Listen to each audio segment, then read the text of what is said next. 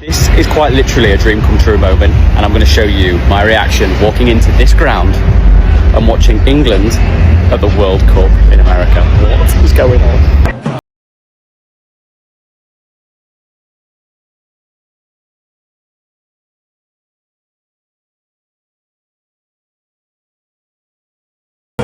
Look. Oh my God, look at this. So what do the players do when there's no more football? So y'all know how like Mexico lost against who they play? I forgot who they played, but they lost against them.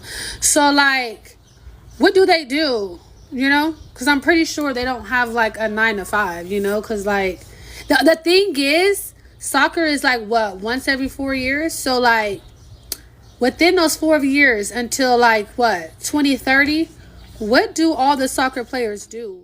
For years, European sports fans scoffed at American stadiums as soulless, over-commercialized concrete bowls until they finally stepped inside one. Subscribe immediately to our channel for more mind-blowing sports culture breakdowns. Once there, visitors are instantly awed by the sheer architectural scale, legendary tailgate parties, and explosive energy of college marching bands. Indeed, the U.S. boasts 8 of the world's 10 largest stadiums, with Michigan Stadium holding over 107,600 screaming fans. This unparalleled spectacle is so revolutionary that elite European clubs are now actively copying it, with Tottenham Hotspur and Real Madrid spending billions to replicate the high-tech, multi-purpose American stadium experience.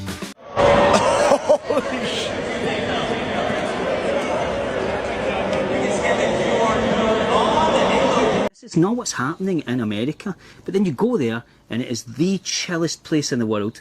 Everybody's super friendly, and that doesn't penetrate the European media. There's so many people missing out on actual experience America and the culture for what actually is, because people obviously see that and get scared and feel like, oh, I shouldn't go, I shouldn't go. But it's your ancestors, your European ancestors went there, and they say, like in Europe and the media, oh, America doesn't have any culture, but it does. It has every culture in the world, because America is this giant melting pot. Yeah. So here I am at Atlanta Stadium. It's just coming up to 10 a.m. here. I am sweating so much. There's like a heat advisory here in Atlanta, and I cannot wait to get over this threshold and into the stadium. Oh, I can feel it already. This is the dream. Air-conditioned stadiums. This is the one. Oh, I can feel myself cooling down already. It's like being in a fridge. Glorious, glorious. Stadium in Hotspur. It's mad how open it is. I don't think you normally get that in European stadiums, just with all the bad weather that we get, so it's pretty cool.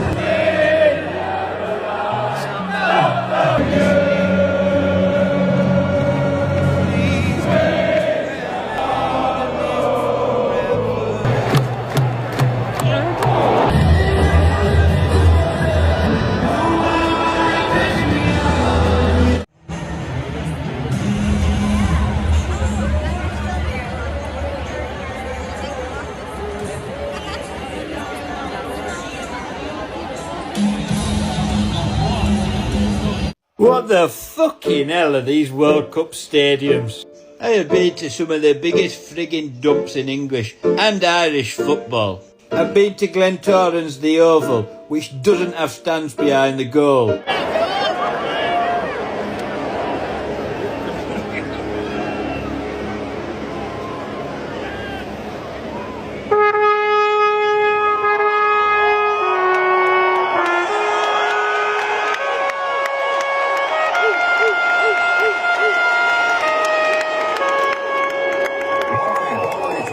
Enough to travel a lot of football stadiums around the world. However, it's my first time in American football stadium, and Jesus Christ, they know how to do it. Absolutely crazy. Who's an asshole that says that stadiums are not sold out? Every single seat is sold out and filled. Just look for yourself. All the way in. Everything.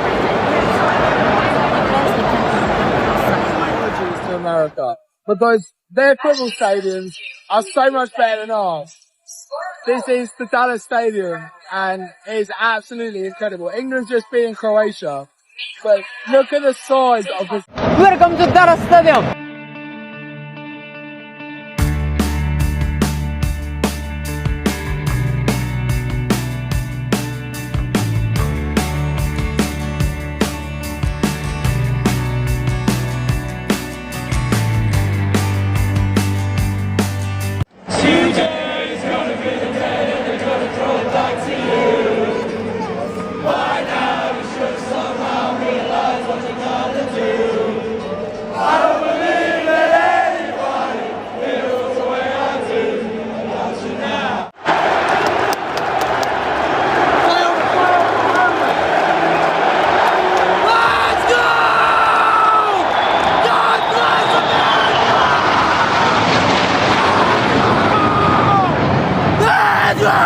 How was the atmosphere in there? Oh, that was great. Really great. Fantastic atmosphere. Yeah. Truly American, I have to say. Even bigger. Really, what a stadium. Incredible. We don't have this kind of stadiums in Europe. No way. And it's air conditioned. It's very good. Yeah, it feels a little different. The match, it was really hot. Really hot. We had difficult with the temperature, but it was a great day. So perfect all around. There were a lot of Japanese people too, so yeah. A lot of Netherlands, but also a lot of Japanese. Yeah. And they made more noise, so that was nice. That's what I was going to wonder. We weren't inside, so who was loud? They had drums, and the Netherlands we didn't. But the Japanese, they had drums, so it was spectacular. Yeah. This might honestly be the best stadium I've ever seen. Look at this. Oh my word. This place is incredible. The US weren't joking when they said they had the best stadiums, because this is insane. How does this stadium rank among other stadiums in the US? Let me know in the comments, and if you want to see more adventures of me in the US, drop me a follow. There's honestly no way that this is normal. Look at this. Like, this is a high school stadium? What? Look at the amount of seats in this place. Do they actually fill these stadiums? Like, do people actually come for the games that actually fill these out? Because that's honestly mental. Like, that is crazy. There is a ton of seats in here. If this was England, it would literally be like on a little park field with dog shit everywhere. Like, the comparison is crazy.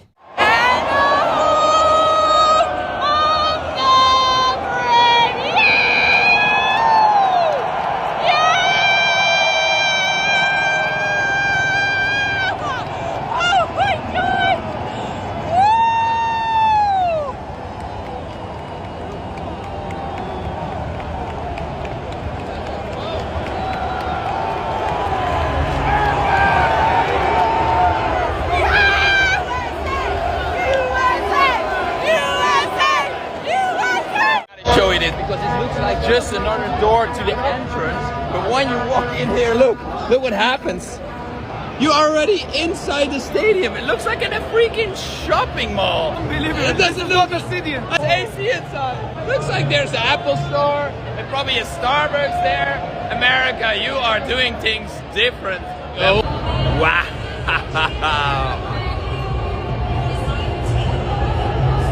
This is pretty damn unreal. I don't even feel like I'm in a football stadium. This is Dallas Stadium. So different than any other stadiums I've been before.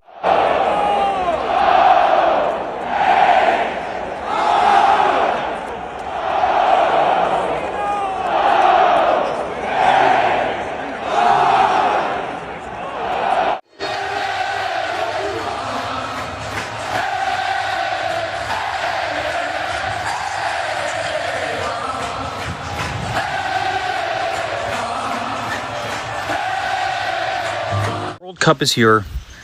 People are invading America. Kidding. But Europeans are getting butthurt, but also blown away at American infrastructure, specifically our sports stadiums. They're saying they either have no aura, or people here only think that they're cool because they hold a lot of people. Like, okay, let's go through a few examples and see if that's true. Ohio Stadium, the Horseshoe, over 100 years old, can seat nearly 100,000 people, so it hits both of those boxes.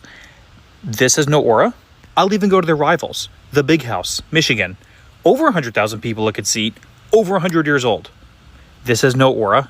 That's making me laugh about the World Cup is how many Europeans were genuinely worried about the stadiums. You know, as if the US was going to be like, you know, scrambling around trying to find venues for us. It's like, folks, this is a country that hosts 70,000 people plus for a college football game on a random Thursday. Qatar had to build stadiums. Russia had to build stadiums.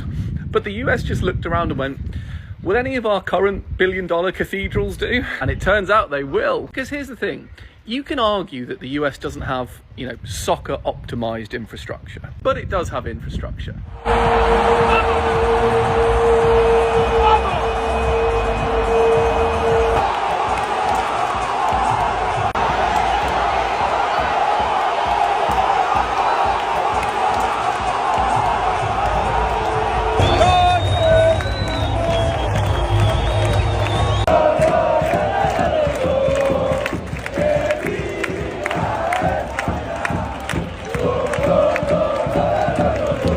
Did you see the video of the British guy discovering Mercedes-Benz Stadium? This is insane. Part of me thinks he went there to just experience Mercedes-Benz and didn't really care about the soccer. The man said he wanted a green card after getting a Mercedes-Benz Stadium. He was walking around just floored that there was a Chick-fil-A. There's a Chick-fil-A in the stadium. There's an Auntie Anne's in the stadium.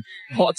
Every little detail. I mean, he's so appreciative of it. And I think we take that for granted in America because things are so big here. We have such a large footprint, such a big country. Even the concourse is pretty sick, guys.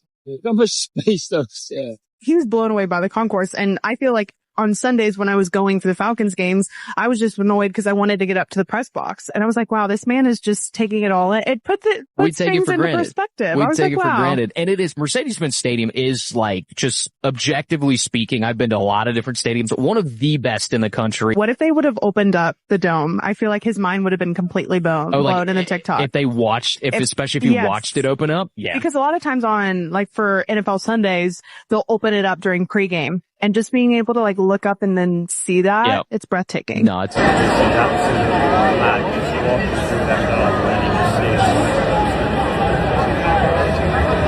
dome with a 360 screen inside. Straight away the air conditioning hits you as well. It's mental. We must have come in super high. You can't even see the pitch. It's like it must be below ground level. One thing you notice straight away as well is all of the food and drinks here is massively cheaper than all the other stadiums. So you can get a bottle of water for like £3 and all the food's a lot cheaper, whereas some of the other stadiums were absolutely rinsing you just for a drink and a bit of food. So Atlanta might be winning so far.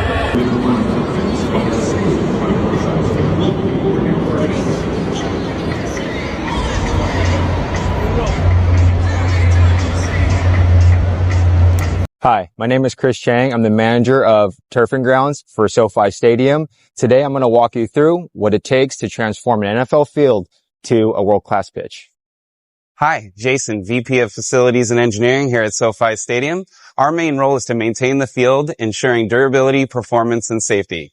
Now come behind the scenes with Chris as he takes us through the steps, explaining how we're preparing for this summer's pitch. Following the 2025 NFL season, we are transitioning into our concert and event period. This requires a full field reset, beginning with the removal of all football equipment. That includes our field goal posts, benches, nets, and cables. Once prepped, our crew installs a geofabric layer, then a full field cover. Our next event will be for the World Cup, where SoFi will host 8 matches. To meet FIFA's pitch width requirements, we first had to reconfigure parts of the stadium, including removing selected field level suites and corner seatings. From there, we begin building the pitch. There are 5 main layers.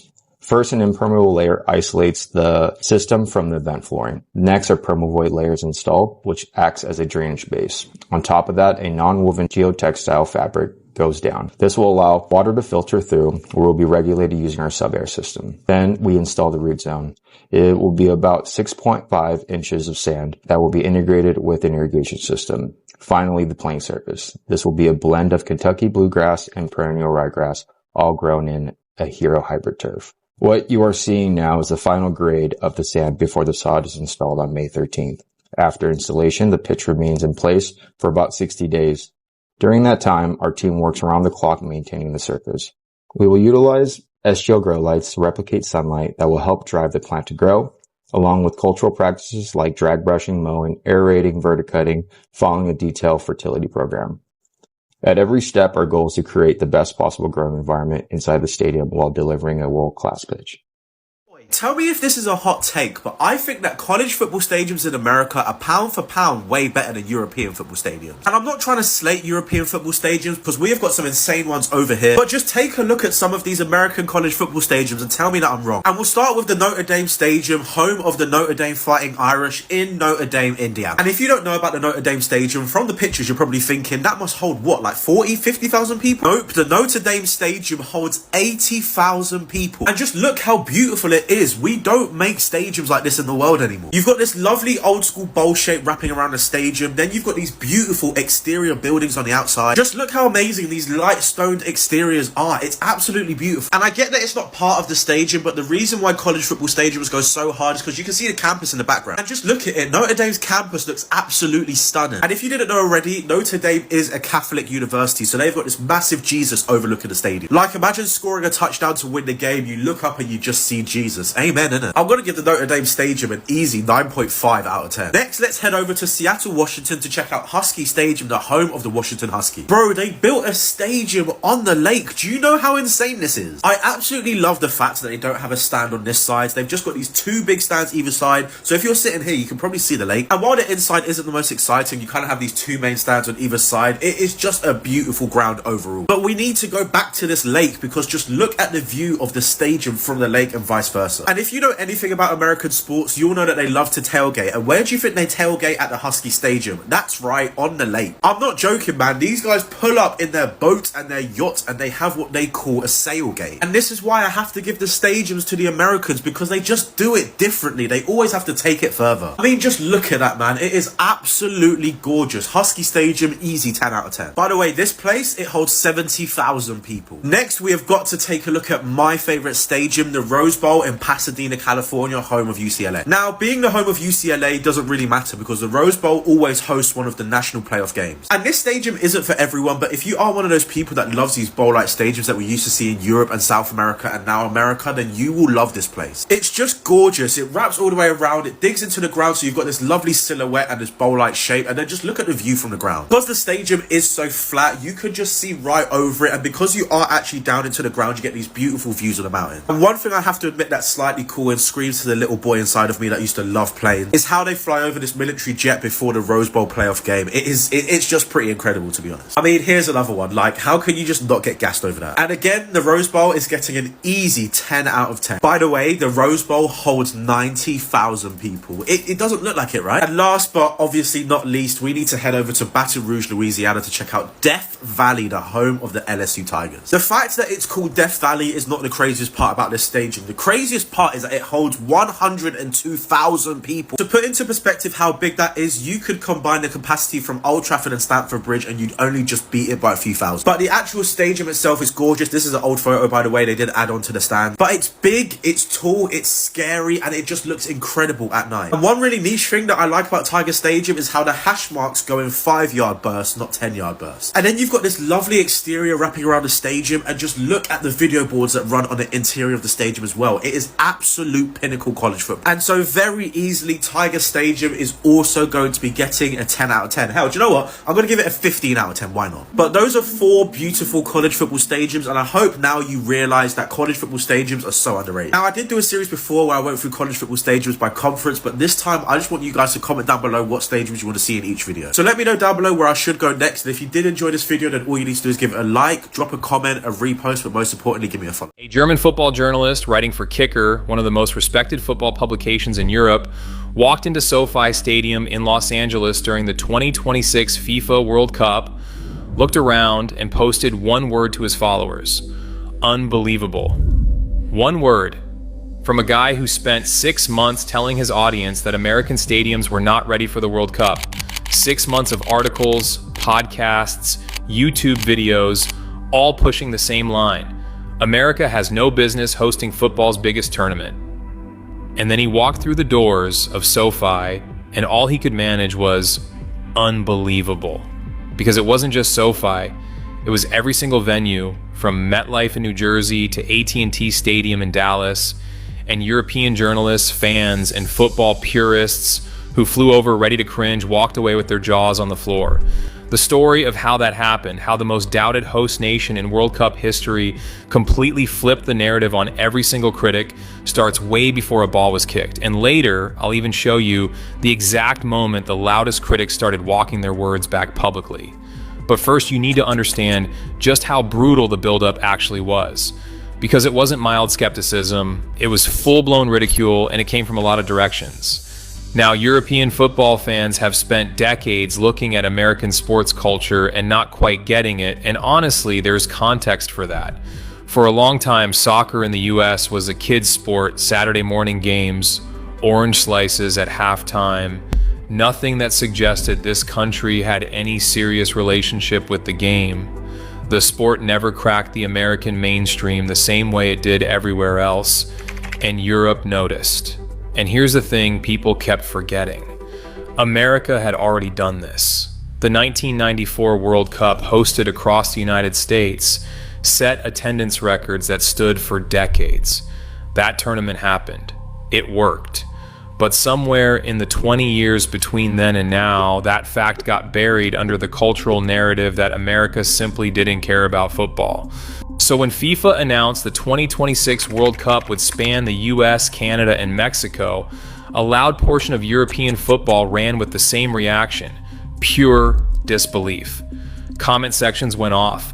Football podcasts piled on. Spanish journalists were questioning the decision on live television. English fans were making the same tired jokes about Americans calling it soccer.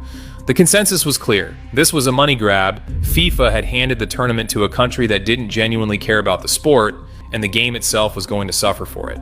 But then something happened that gave every skeptic exactly the ammunition they were looking for. The pitch controversy hit, and it spread fast. Since NFL stadiums were never designed for football, the other kind, and when early reports started questioning whether the grass surfaces would hold up through a full tournament, it went everywhere. Footage of patchy pitches from test events circulated and got picked apart frame by frame by European fans who were already searching for reasons to be critical. What those critics didn't know or didn't bother to report was that the US Soccer Federation had commissioned hybrid grass systems at each venue, the same turf technology used at top UEFA Champions League grounds. But that detail didn't travel as fast as the outrage. Spanish football Twitter was merciless. German sports media ran actual headlines asking whether FIFA had made a catastrophic error. So at this point, the argument was simple. These venues were built for a different sport, the surfaces weren't fit for purpose, and the players were going to pay for it. Some were calling for games to be relocated. A few prominent voices suggested the entire hosting decision needed to be reconsidered, and then actual players started raising concerns publicly, including Christian Pulisic, who addressed the pitch quality in a pre-tournament press conference, which fed straight back into the media cycle and made the whole thing louder and messier for the US. But the pitch wasn't even the sharpest edge of it.